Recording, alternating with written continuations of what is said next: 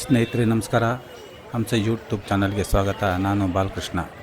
ಇದು ಮಂತ್ರಾಲಯದ ಹೊರ ಆವರಣದಲ್ಲಿ ನಾವಿವತ್ತಿದ್ದೇವೆ. ನೋಡಿ, ಹಗಲು ಹೊತ್ತಲ್ಲಿ ಆ ಮಂತ್ರಾಲಯದ ಆವರಣ ಹೇಗೆ ಕಾಣ್ತಾ ಉಂಟು ಅಂತ. ಆಕಾಶದಲ್ಲಿ ಮೋಡ ಕವಿದ ವಾತಾವರಣ, ಯಾವುದೇ ಬಿಸಿಲಿಲ್ಲ, ಎಲ್ಲರೂ ಜನ ತಂಪಾಗಿ ತಿರುಗ್ತಾ ಇದ್ದಾರೆ. ನೋಡಿ, ಎಲ್ಲ ಒಂದು ಸುತ್ತು ಬಂತು. ನಾವು ಹಾಗೆ ಇವತ್ತು ಹೋಗುವ ಒಳಗೆ. ಇವತ್ತು 5 ರಥೋತ್ಸವ ನಡೀಲಿಕ್ಕಿದೆ, ಅದನ್ನು ನೋಡುವ.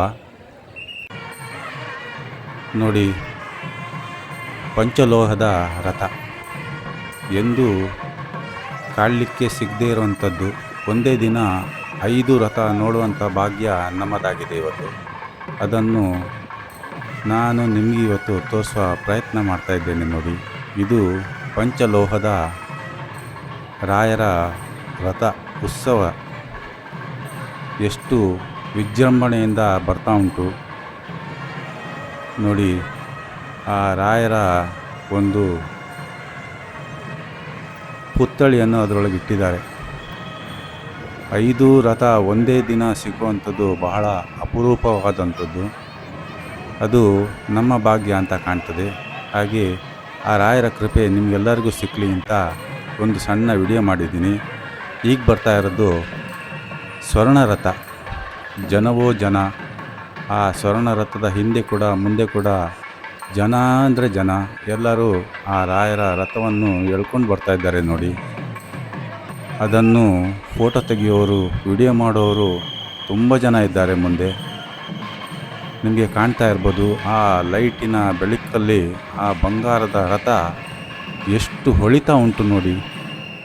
ಆ ರಾಯರ ಕೃಪೆ ನಿಮಗೂ ಕೂಡ ಇರಲಿ, ಎಲ್ಲರಿಗೂ ಮಂತ್ರಾಕ್ಷತೆ ಸಿಕ್ಕಲಿ. ಕಲಿಯುಗದ ಕಾಮಧೇನು ಮಂತ್ರಾಲಯ ಶ್ರೀ ರಾಘವೇಂದ್ರ ಸ್ವಾಮಿಗಳು. ಇದಾದ ನಂತರ ಬೆಳ್ಳಿಯ ರಥ ಕೂಡ ಎಳೀತಾರೆ, ಅದನ್ನು ಕೂಡ ನೋಡುವ. ನಾವು ಒಂದು ಬದಿಯಲ್ಲಿ ನಿಂತಿದ್ದೀವಿ. ಆ ನಿಂತ ಜಾಗದಲ್ಲೇ ಆ ರಥಗಳು ಬಂದು ನಮ್ಮ ಮುಂದೆನೇ ಒಂದು 2-3 ಸೆಕೆಂಡು ನಿಂತು ಹೋಗ್ತಿತ್ತು. ಹಾಗಾಗಿ ಆ ದೃಶ್ಯ ನಿಮಗೆ ನಿಂತ ಹಾಗೆ ಕಾಣಿಸ್ತಾ ಇತ್ತು. ಅದೇ ನಮ್ಮ ಸೌಭಾಗ್ಯ ಅಂತ ಅಂದ್ಕೊಳ್ತೀನಿ. ನೋಡಿ, ಈಗ ಬೆಳ್ಳಿಯ ರಥ ಅಂದರೆ ರಜತ ರಥ. ಆ ರಜತ ರಥ ಕೂಡ ಎಷ್ಟು ಚಂದ ಮಾಡಿದ್ದಾರೆ ಅಂದರೆ, ಒಂದೊಂದು ರಥನೂ ಒಂದೊಂದು ರೀತಿಯಾಗಿ ಅಂದ ಕಾಣ್ತಾ ಉಂಟು. ಅಷ್ಟು ಚಂದದ ಒಂದು ರಥ. ಆ ಬೆಳ್ಳಿಯ ರಥದಲ್ಲಿ ರಾಯರ ಉತ್ಸವ. ಜನ ಕೂಡ ತುಂಬ ಜನ ಇದ್ದಾರೆ. ಎಲ್ಲ ಸೇವೆ ಕೊಟ್ಟಂಥ ಜನ, ರಥದ ಸೇವೆ ಮಾಡಿಸಿದವರು. ಹಾಗಾಗಿ ಬಹಳಷ್ಟು ಜನ ನಿಮಗೆ ಕಾಣ್ತಾ ಇರ್ಬೋದು. ನೋಡಿ, ಆ ಬೆಳ್ಳಿಯ ರಥ, ರಜತ ರಥ ಎಷ್ಟು ಚಂದ ಕಾಣ್ತದೆ. ಆ ಮುಂದೆ ಹಾಕಿರುವಂಥ ಹೂವಿನ ಹಾರ, ಒಳಗೆ ಕೂತಿರುವಂಥ ಗುರು ರಾಘವೇಂದ್ರ ಸ್ವಾಮಿಗಳ ಆ ಬಿಂಬಕ್ಕೆ ಹಾಕಿರುವಂಥ ಹೂವಿನ ಮಾಲೆ ಎಷ್ಟು ಚಂದ ಕಾಣ್ತದೆ ನೋಡಿ. ಇಲ್ಲಿ 1 ಸೆಕೆಂಡು ನಮ್ಮ ಮುಂದೆ ನಿಂತು ಅದು ಮುಂದೆ ಹೋಗ್ತದೆ.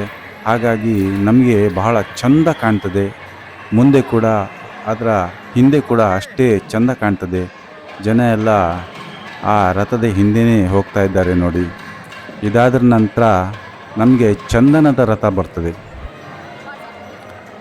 ಈ ಚಂದನದ ರಥ ಕೂಡ ಬಹಳ ಚಂದವಾಗಿ ಕಾಣ್ತಾ ಉಂಟು. ಎಷ್ಟು ರೀತಿಯಾದ ರಥಗಳು ಮಾಡಿದ್ದಾರೆ ಇಲ್ಲಿ ನೋಡಲಿಕ್ಕೆ 2 ಕಣ್ಣು ಸಾಕಾಗ್ತಾ ಇಲ್ಲ. ಆ ಒಂದರ ಹಿಂದೆ ಒಂದು ರಥ ಬರೋದೇ ಒಂದು ಹಬ್ಬದ ಹಾಗೆ ಕಾಣ್ತಾ ಇತ್ತು.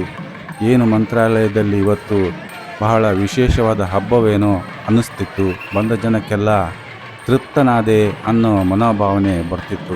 ಯಾಕಂದರೆ ಒಂದೇ ದಿನ 5 ರಥವನ್ನು ಕಣ್ತುಂಬಿಕೊಳ್ಳೋದು ಅಷ್ಟು ಸುಲಭ ಅಲ್ಲ. ಎಷ್ಟು ಜನಕ್ಕೆ ಈ ಭಾಗ್ಯ ಸಿಕ್ಕಿದೋ ಗೊತ್ತಿಲ್ಲ. ಆದರೂ ನೋಡಿ, ಆ ಚಂದನದ ರಥದಲ್ಲಿ ಆ ಗುರು ಸಾರ್ವಭೌಮರ ಒಂದು ಬಿಂಬ. ಅದಾದ ನಂತರ ಮತ್ತೊಂದು ರಥ ಕೂಡ ಬರ್ತದೆ. ಆನೆ ಮೇಲೆ ಅಂಬಾರಿ ಇಟ್ಟಂಥ ಒಂದು ರೀತಿಯಲ್ಲಿ ಒಂದು ಸುತ್ತು ಹೋಗ್ತಿದ್ದಾಗೆ ಮತ್ತೊಂದು ಸುತ್ತನ್ನು ಎಳ್ಕೊಂಡು ಬರ್ತಾರೆ. ಅದನ್ನು ಕೂಡ ನೋಡಲಿಕ್ಕೆ ಎಷ್ಟು ಖುಷಿ ಆಗ್ತದೆ ನೋಡಿ.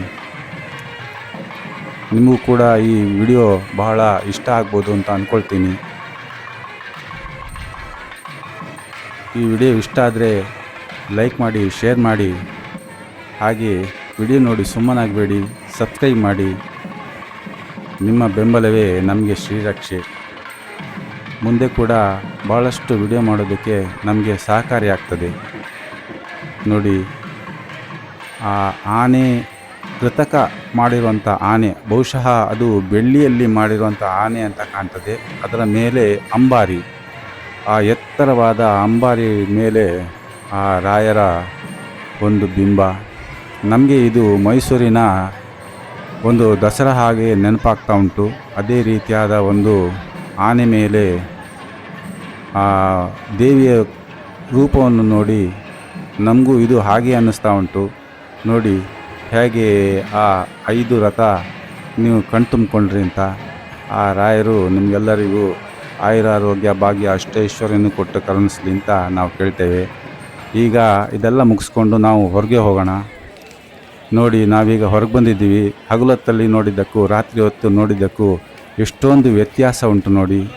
ನಾವು ಬೆಳಿಗ್ಗೆ ಎಲ್ಲಿ ಇದ್ದೇವೋ ಅದೇ ಜಾಗದಲ್ಲಿ ರಾತ್ರಿ ಆ ಲೈಟಿನ ಒಂದು ಜಗಮಕೆಯಲ್ಲಿ ಆ ಸುತ್ತಲೂ ನೋಡಿ ಎಷ್ಟು ಲೈಟು ಹಾಕಿ ಕಾಣ್ತಾ ಉಂಟು, ಅಷ್ಟು ಚೆಂದ ಕಾಣ್ತಾ ಉಂಟು.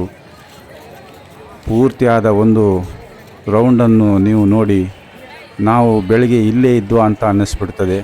ಸ್ವರ್ಗಲೋಕಕ್ಕೆ ಬಂದ ಹಾಗೆ ಅನ್ನಿಸ್ತು ನಮಗೆ. ನಿಮಗೆ ಹೇಗೆ ಅನ್ನಿಸ್ತು ಅಂತ ಕಾಮೆಂಟ್ ಬಾಕ್ಸಲ್ಲಿ ಹಾಕಿ. ಮುಂದಿನ ವಿಡಿಯೋದಲ್ಲಿ ಮತ್ತೊಮ್ಮೆ ಸಿಗ್ತೇನೆ. ಅಲ್ಲಿವರೆಗೂ ನಮಸ್ಕಾರ ಸ್ನೇಹಿತರೆ.